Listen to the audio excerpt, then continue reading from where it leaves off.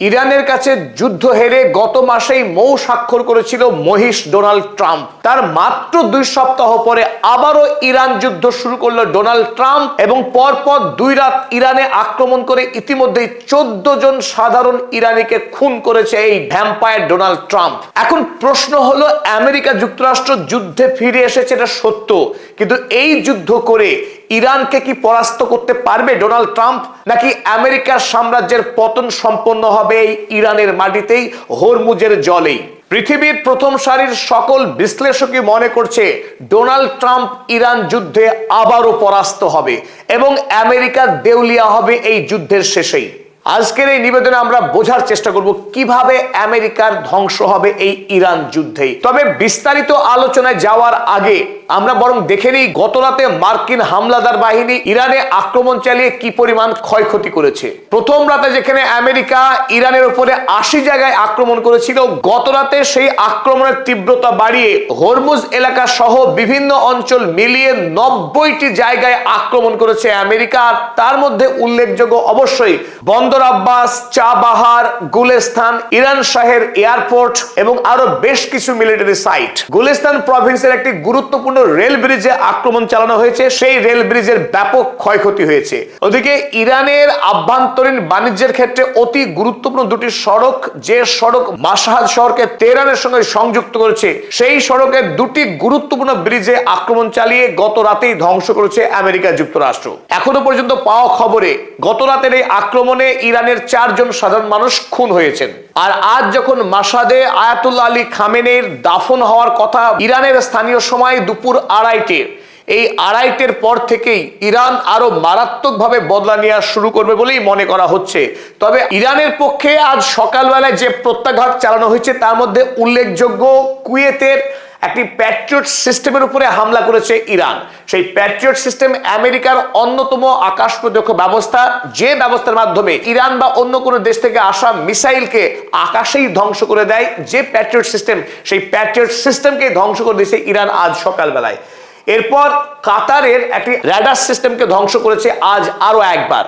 প্রথম যে যুদ্ধ শুরু হয়েছিল ইরানের সঙ্গে আমেরিকার 28শে ফেব্রুয়ারি, সেই প্রথম দিকটাই ইরান ধ্বংস করেছিল কাতারে আমেরিকার সব থেকে দামি AN/APS 132 রাডার সিস্টেম, যার পরিধি ছিল 5000 কিলোমিটার। সেই শক্তিশালী রাডার ধ্বংস হওয়ার পর আমেরিকা আবারও অস্থায়ী একটি শক্তিশালী রাডার স্থাপন করেছিল কাতারে। সেই আর্লি ওয়ার্নিং রাডার সিস্টেমকে আজ ইরান ধ্বংস করেছে হামলা চালিয়ে।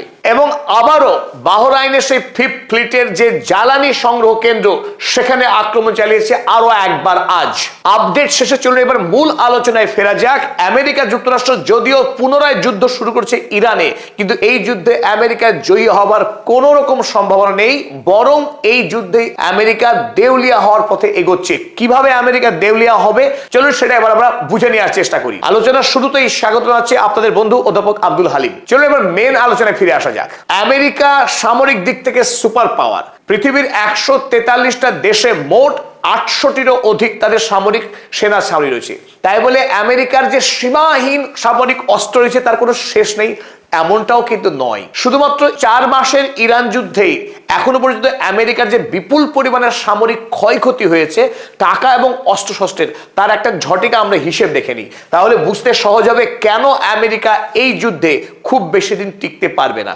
তো দেখুন, আমেরিকার কাছে সব থেকে দামি যে অস্ত্র টোমাহক মিসাইল, এই টোমাহক মিসাইল আমেরিকার কাছে এখনো পর্যন্ত মোট স্টক 3100টি ছিল। আর এখনো পর্যন্ত যে যুদ্ধ লড়েছে আমেরিকা ইরানে, সেই যুদ্ধে 950টিরও অধিক টোমাহক মিসাইল খরচ করে ফেলেছে। আর যুদ্ধের প্রথম দিনই সেই ইরানের মিনাম অঞ্চলে এই টোমাহক মিসাইল দিয়েই নিষ্পাপ নিরীহ ছাত্রীদের খুন করেছিল 168 জন ছাত্রীকে আমেরিকা যুক্তরাষ্ট্র। বোঝা যাচ্ছে আমেরিকার অস্ত্র মানে নিরীহ মানুষকে খুন করা। তারপর দেখুন MQ-9 ড্রোন, এটিও আমেরিকার অত্যন্ত শক্তিশালী একটা ড্রোন। সেই MQ-9 ড্রোন তার হাতে ছিল মোটামুটি 135টি যুদ্ধ শুরু হবার সময়। ইতিমধ্যেই 24টি ড্রোনকে ইরান সাফল্যের সঙ্গে ধ্বংস করে দিয়েছে বিভিন্ন অবস্থায়। তারপর দেখুন থার্ড ইন্টারসেপ্টার, আমেরিকার ইতিহাসে, পৃথিবীর সামরিক ইতিহাসে সব থেকে দামি, সব থেকে শক্তিশালী আকাশ প্রতিরক্ষা ব্যবস্থার নাম হচ্ছে থার্ড। যে থার্ড ব্যবস্থা যতই শক্তিশালী মিসাইল মারা হোক না কেন আমেরিকার কোনো সামরিক ঘাঁটিতে, সেই মিসাইলকে আকাশেই ধ্বংস করে দেওয়ার ক্ষমতা রাখে আমেরিকার এই থার্ড ইন্টারসেপ্টর ব্যবস্থাপনা। আর এই ব্যবস্থাপনার মাধ্যমে ইসরায়েল এতদিন ধরে টিকে রয়েছে মধ্যপ্রাচ্যে। যে কোনো দেশ থেকে আসা মিসাইলের অধিকাংশই সে আকাশেই ধ্বংস করে দিতে পারে। তো দেখুন, এই থার্ড ইন্টারসেপ্টর তার কাছে ছিল 450টি। ইরান বিগত 28শে ফেব্রুয়ারির পর থেকে যে পরিমাণ আক্রমণ চালিয়েছে ইসরায়েল কিংবা কাতার, বাহরাইন, কুয়েত, আরব আমিরাতের মতো দেশগুলিতে যেখানে প্রচুর পরিমাণে মার্কিন সামরিক ঘাঁটি আছে, সেই আক্রমণ সামলাতে গিয়ে ইতিমধ্যেই 290টি ইন্টারসেপ্টর খরচ করে ফেলেছে আমেরিকা।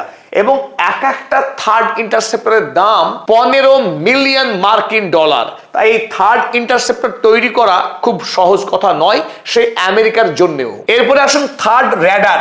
এগুলো বহু মূল্যবান ব্যবস্থা। এই থার্ড র্যাডার আমেরিকার কাছে ছিল অক্ষত 13টি যুদ্ধের সময়ে। ইতিমধ্যে 4টে থার্ড চলে গেছে, ধ্বংস হয়ে গেছে।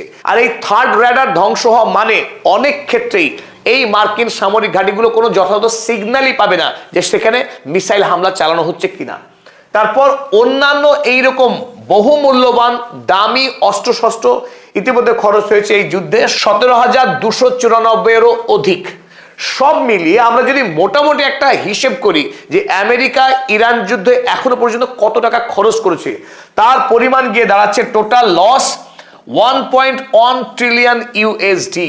এই 1.1 ট্রিলিয়ন ইউএসডি এই টাকার পরিমাণ যে কত বিশাল তা বোঝার জন্য সহজে একটা আমরা তথ্য নিতে পারি। আমেরিকা বর্তমানে অর্থাৎ 2026 সালে বাৎসরিক যত টাকা রোজগার করছে আমেরিকার সরকার, তার 20% টাকা হলো এই 1.1 ট্রিলিয়ন ইউএসডি। আরো একটা সহজ পরিসংখ্যান দিই, এই 1.1 ট্রিলিয়ন টাকা আসলে কত ব্যাপক তা বুঝতে সহজ হবে। এই মুহূর্তে পৃথিবীতে যত মানুষ অভুক্ত আছেন, ক্ষুধার্ত আছেন, পৃথিবীতে যত দারিদ্র আছে, সেই দারিদ্রকে 10 বার মুছে দেওয়া যাবে। অর্থাৎ এই 1.1 ট্রিলিয়ন টাকা পৃথিবীতে যদি দারিদ্র দূরীকরণের ক্ষেত্রে ব্যয় করা হয়, পৃথিবীতে কোনো দারিদ্রই থাকবে না, পৃথিবীতে কোনো ক্ষুধার্ত মানুষ বলে কেউ থাকবে না। অথচ এই বিশাল অঙ্কের টাকাকে কেবলমাত্র যুদ্ধে ব্যয় করার কারণেই গোটা পৃথিবীতে অনাহার, অপুষ্টি এবং হাহাকার নেমে আসছে বিশ্ব জুড়ে। তার আরো একটি বড়সড় তথ্য আপনাদের দিই, শুধুমাত্র এই ইরান যুদ্ধের কারণেই আমেরিকা এবং ইসরায়েল যে অনৈতিক অন্যায় যুদ্ধ শুরু করেছে পৃথিবীতে, এই যুদ্ধের কারণে গোটা পৃথিবীব্যাপী প্রত্যক্ষ খরচের অঙ্ক কত? 2.2 ট্রিলিয়ন ইউএসডি। এই তথ্য কে জানাচ্ছে? ওয়ার্ল্ড পিস ইন্ডেক্স, বিশ্ব শান্তি সংস্থা, তারা জানিয়েছে আমেরিকা যুক্তরাষ্ট্র যত খরচ করেছে, ইসরায়েল যত খরচ করেছে, ইরান যত খরচ করেছে এবং গোটা পৃথিবীতে তেলের দাম অস্বাভাবিক বেড়ে যাওয়ার কারণে যে খরচ হয়েছে সেই খরচের পরিমাণ 2.2 ট্রিলিয়ন ইউএসডি। যার ফলে পৃথিবীতে আরো নতুন করে অসংখ্য মানুষ গরিব হয়ে গেছেন, অসংখ্য মানুষের মাসিক খরচ অনেকখানি বেড়ে গেছে। এই যুদ্ধের ভয়াবহ প্রভাব বিশ্বব্যাপী ছড়িয়ে পড়েছে। তবে সবচাইতে ক্ষতিগ্রস্ত যে দেশ হয়েছে তার নাম নিশ্চিতভাবেই আমেরিকা যুক্তরাষ্ট্র। আর এই কারণেই আমরা বলছি যে ইরান যুদ্ধে ডোনাল্ড ট্রাম্প তথা মার্কিন সাম্রাজ্যের পতন অনিবার্য।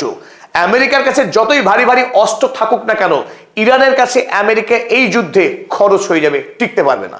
আমেরিকার সাম্রাজ্যের ধ্বংসের একমাত্র ও অন্যতম কারণ হবে আমেরিকার যুদ্ধ।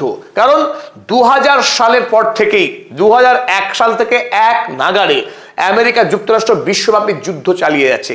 আর এই ধারাবাহিক যুদ্ধের কারণেই আমেরিকার কোষাগার ক্রমশ ধুঁকছে। আমেরিকা যুক্তরাষ্ট্রের বর্তমানে ঋণের পরিমাণ কত শুনলে আমাদের সকলকে চমকাতে হয়। আমেরিকা যেমন পৃথিবীতে সব থেকে ধনী দেশ, অথচ এই আমেরিকার বর্তমানে 39.5 ট্রিলিয়ন ইউএসডি পরিমাণ ঋণ আছে। এই 39.5 ট্রিলিয়ন, সেই ঋণ অর্থাৎ প্রতি 1 ট্রিলিয়ন ঋণ বাড়তে আমেরিকার মাত্র সময় লাগে এখন 67.5 দিন। আপনি ধরতে পারেন 68 দিন, 2 মাস 8 দিন অতিক্রম হলেই আমেরিকার ঘাড়ে আরো নতুন করে 1 ট্রিলিয়ন ঋণের বোঝা চাপছে। আমেরিকা যুক্তরাষ্ট্র যুদ্ধ করে, সারা পৃথিবীতে অস্ত্র বিক্রি করে। তাই অনেকে আমরা ভাবতেই পারি যে যুদ্ধ হচ্ছে আমেরিকার রোজগারের রাস্তা, তাই যত যুদ্ধ আমেরিকার তত ফায়দা। কিন্তু এখানেই যত মস্ত বড় ভুল করি আমরা সাধারণ মানুষেরা। কারণ যুদ্ধ যখন হয় আমেরিকা অস্ত্র বিক্রি করে, এটা সত্য কথা, কিন্তু আমেরিকার corporate house, military industrial complex, অর্থাৎ যারা